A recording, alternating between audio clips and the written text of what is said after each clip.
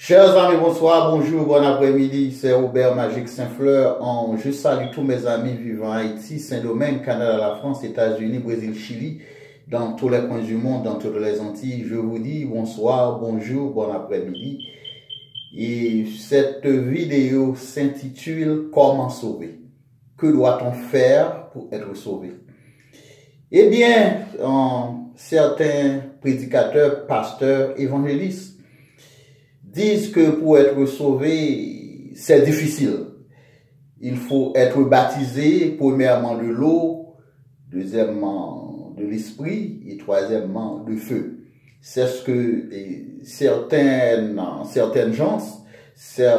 gens qui font partie des églises religieuses, ils disent que pour être sauvé, c'est pas une mince affaire, c'est une affaire très spéciale et pour être sauvé, il faut baptiser de l'eau, d'esprit et de feu. Mais c'est pas du tout vrai. Pour être sauvé, c'est facile, très facile pour être sauvé. Écoutez bien, chers amis. Pour être sauvé, c'est plus facile que de boire de l'eau. Parce que Jésus a payé le prix. Le prix est déjà payé sur la croix. Ok? Le prix est déjà payé sur la croix. Il est facile d'être sauvé. J'ai écouté un prédicateur de semaine de cela. Il a dit, il était plus facile d'être sauvé dans le passé parce que David avait permis d'avoir plusieurs femmes. Il est sauvé. Et son fils Salomon était permis d'avoir plusieurs femmes, il est sauvé. Et Isaac, Jacob, Abraham, tous ces pères de la foi, et avaient plusieurs femmes. Il était permis à eux d'avoir plusieurs femmes. Et on a même dit que David, on a dit que David a même assassiné des gens pour prendre possession de leurs femmes. Ok? Mais aujourd'hui, Jésus a dit, on doit avoir une femme. Je ne vois pas ça dans la Bible. Je ne vois pas ça dans la Bible. Du tout. Ok, nous retournons sur notre page, sur notre voie, sur notre chemin. Pour être sauvé, c'est facile. Très facile. Il est plus facile d'aujourd'hui d'être sauvé que dans le passé. Il est plus facile, très facile. Écoutez bien, tout ce que vous avez à faire pour être sauvé, vous confessez de votre bouche que Jésus est le Sauveur. C'est lui qui était mort sur la croix pour votre péché, pour vos péchés. Pour être sauvé, c'est facile. Vous confessez de votre bouche que c'est Jésus qui est le Sauveur. Il est le Sauveur. Il est celui qui était venu sur la terre pour le pardon de mes péchés. Si vous confessez de votre bouche que c'est Jésus qui est le Sauveur, vous êtes sauvé. Simplement facile, simplement vrai, simplement c'est quelque chose véridique. Une histoire véridique, ce n'est pas une histoire, c'est un fait véridique. Vous confessez de votre bouche que c'est Jésus qui est le Sauveur, c'est lui qui était venu pour effacer mes péchés par son sacrifice sur la croix. Vous êtes sauvés. Ok? Cette affaire de baptiser d'eau, de baptiser d'esprit, de baptiser de feu, j'appelle tout cela un évangile égoïste. Même dans l'évangile, il y a des égoïstes. Il y a certaines gens qui disent, si ce chrétien va au ciel, moi, je ne veux pas y aller.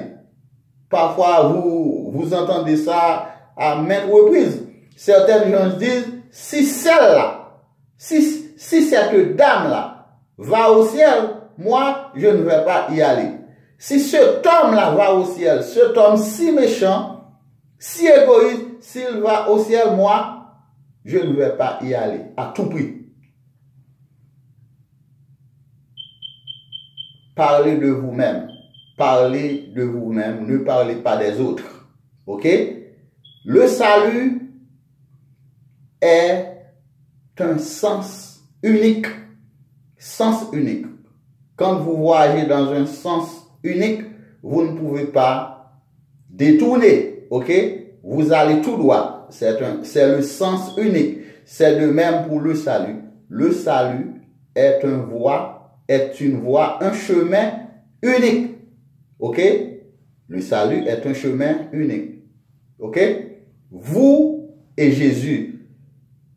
C'est pourquoi vous ne dites pas, je ne veux pas accepter Jésus parce que il y a un chrétien qui habite tout près de chez moi, je n'aime pas son comportement. Si un chrétien a ce comportement, moi, je ne veux pas être un chrétien moi-même à cause du comportement d'un voisin, à cause d'un comportement de celui qui vend dans un restaurant. Non, vous acceptez Jésus, c'est parce que vous étiez venu sur terre seul et vous irez seul. Vous étiez venu sur terre seul, vous irez seul, c'est-à-dire votre contact avec Jésus est un sens unique, est singulier. OK? Ne parlez pas des autres, vous parlez de vous-même. Vous devez nettoyer votre cœur. Heureux ceux qui ont le cœur pur, car ils verront Dieu. Heureux ceux qui ont le cœur pur, car ils verront Dieu. Pour être sauvé, qu'est-ce que vous devez faire pour être sauvé? Confessez de votre bouche. Jésus est le sauveur. Il était venu pour le pardon de mes péchés. Il m'a délivré par son sang. Il m'a délivré par son sang. Il a versé son sang pour moi sur la croix. Et puis, vous êtes sauvés. Mais écoutez, dans la parabole du semeur, Jésus a comparé les chrétiens. Jésus a comparé les chrétiens. Il y a plusieurs sortes de chrétiens. Il y a un chrétien, et son épi a 100 grains. Il y a un autre chrétien, son épi a 60 grains. Et il y a un autre chrétien, son épi a seulement 30 grains. Et Jésus a bien dit, il y a plusieurs demeures dans la maison de mon Père. Il y a plusieurs demeures dans la maison de mon Père. C'est-à-dire, si vous acceptez Jésus depuis 50 ans, depuis 40 ans, depuis 30 ans, depuis 20 ans, vous apportez des âmes à la conversion. Vous faites venir des âmes à la conversion pour l'avancement du royaume. Vous aurez votre demeure dans le ciel. OK? Mais quelqu'un qui est à peine converti, s'il voyage vers l'au-delà, s'il est mort, il a sa demeure dans le ciel. Parce qu'il y a plusieurs demeures dans la maison de mon Père. Et laissez-moi partager cet exemple avec vous. Vous le connaissez déjà. Jésus était sur la croix. Il y avait deux méchants. L'un à droite, l'un à gauche. Deux méchants. OK? Et il y a un méchant. Je pense que la Hondoa a dit, mais moi, Jésus, je sais qui je suis. Et je mérite cette punition parce que j'ai fait ce qui est mal. Mais toi, Jésus, tu n'as rien fait de mal pour mériter pareil châtiment. Je pense que le gouvernement a commis une erreur. Tu ne devais pas être ici, Jésus. Moi, je suis pécheur. J'ai tout fait de mal, mais toi, je ne sais pas pourquoi tu es ici, près de moi. OK? Jésus t'avait dit, ce soir même, tu seras avec moi dans le paradis. Ce soir même. Jésus n'avait pas dit, OK, je suis désolé, tu dois être baptisé de l'eau, de feu et d'esprit pour m'accompagner là où je vais. Non, vous confessez, il est le sauveur. OK? Moi, je suis pécheur. Maintenant, et certaines gens disent, Je ne sais pas pourquoi je dois être sauvé parce que nous sommes tous enfants de Dieu. Oui, nous sommes tous enfants de Dieu, mais Satan avait trompé Ève dans le jardin. Satan a infiltré en nous ses péchés. Maintenant, Satan a sa part dans nous. En nous, Satan a sa part en nous. Pour être sauvé, il faut retirer ce que Satan a placé en nous. Écoutez bien, pour être sauvé, il faut enlever ce que Satan a placé en nous. Ce qu'il avait placé en dedans d'Ève, dans le jardin, nous avons les mêmes péchés en dedans de nous. Au-dedans de nous. C'est-à-dire, pour être sauvé, nous devons nous laver. Ok? Il faut laver le cœur, le foie, il faut laver. C'est un lavage spirituel. Ok? Vous devez vous laver pour être sauvé. Le sang de Jésus. C'est pourquoi Jésus a versé son sang sur la croix. Le sang de Jésus nous lave de tout péché. C'est pourquoi vous qui m'écoutez, vous allez accepter Jésus comme votre sauveur. Il y a un homme qui a dit, mais moi, j'ai déjà accepté Jésus. Toi, Robert, tu ne vas pas me prêcher de l'évangile. Tu ne sais rien de l'évangile. Robert, tu ne sais rien de l'évangile. Va de l'autre côté. Et j'ai accepté Jésus. Il a accepté Jésus et puis il a dit, il y a plusieurs pauvres, il n'y a pas de pauvres devant les églises religieuses. C'est parce que les pasteurs sont tous mesquins, ils sont voleurs et tout ça. Et je lui ai dit que quand un pauvre se trouve devant une église religieuse, une église chrétienne, nous l'embrassons dans l'immédiat. Nous lui donnons à manger, à boire et à dormir dans l'immédiat. C'est pourquoi, si vous passez devant une église chrétienne, vous ne verrez pas des pauvres. C'est parce que dans l'immédiat, si l'église est fermée, par exemple, nous, dans les églises chrétiennes, on a des services dimanche, parfois études bibliques mercredi, mais si vous passez lundi, il n'y a personne devant l'église. Si vous passez dans un temps, il n'y a pas de service. Vous allez voir des pauvres devant l'église. Mais si les pauvres viennent dimanche, dans la matinée dimanche, ou dans l'après-midi, ce pauvre-là,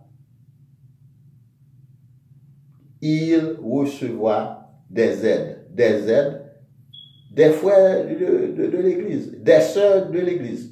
De la part, il recevra des aides de la part des frères et des sœurs, le prédicateur, le pasteur et tout ça. C'est-à-dire, que doit-on faire pour être sauvé?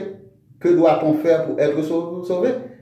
Il faut confesser de sa bouche que Jésus a versé son sang sur la croix pour moi.